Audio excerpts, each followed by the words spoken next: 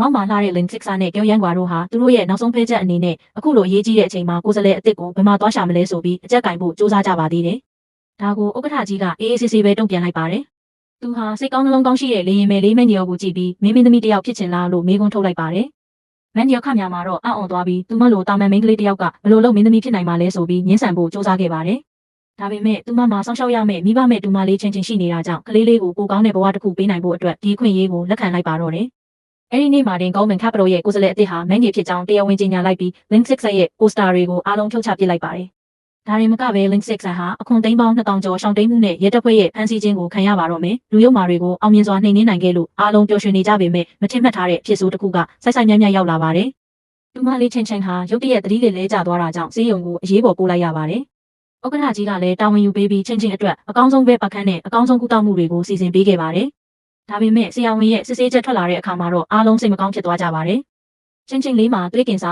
လူခင်မြဝေဒနာခံစားနေရတာကိုသိလိုက်ရလို့ပါမန်ဒီယောခများမှာတော့တူလေးသောမိသားစုဝင်လေးရဲ့အခြေအနေကြောင့်ကဘာပြတ်မတက်ခံစားလိုက်ရပါတယ်။ဒါပေမဲ့ဆရာဝန်ကတော့စောစီစီသိလိုက်ရတာကြောင့်ကုသလို့ရနိုင်ကြောင်းနဲ့ထိရောက်တဲ့ဆေးအသစ်ရှိနေကြောင်းအားပေးခဲ့ပါတယ်။တခုလေးသောအခက်အခဲကတော့အဲ့ဒီဆေးတစ်လုံးကိုငွေသိန်း2သိန်းကျော်ကုန်ကျမှာဖြစ်ပြီးစုစုပေါင်း3လုံးထိုးရမှာပါ။ဥက္ကဋ္ဌကြီးကတော့ပတ်စံကိုစိတ်မပူဖို့နဲ့အကောင်းဆုံးကုသမှုတွေပေးဖို့ချက်ချင်းပဲဆုံးဖြတ်ပေးခဲ့ပါတယ်။သူကိုယ်တိုင်လည်းနိုင်ငံတကာကကျွမ်းကျင်ပညာရှင်တွေကိုဆက်သွယ်ဖို့အတွက်ထွက်ခွာသွားခဲ့ပါတယ်။ဒါပေမဲ့ဆေးရုံရဲ့ပြခန်းမှာလည်းပြဿနာကထပ်တက်လာပြန်ပါတယ်။နောက်ထပ်မောက်မာတဲ့အမျိုးသမီးတစ်ယောက်နဲ့သူမရဲ့လက်ပါစီတွေရောက်လာပြီးဘိုက်ပါခန်းကိုအာရမတောင်းဆိုကြပါတယ်။ငါတို့မမကဘယ်လိုလူလဲတီလာအောက်ခြေလူတန်းစားတွေနဲ့အတူတူစစ်ဆေးမှုမခံယူနိုင်ဘူး။အခုချက်ချင်းအခန်းစီစဉ်ပေးစမ်းဆိုပြီးဆေးရုံဝန်ထမ်းတွေကိုအော်ဟစ်နေကြပါတယ်။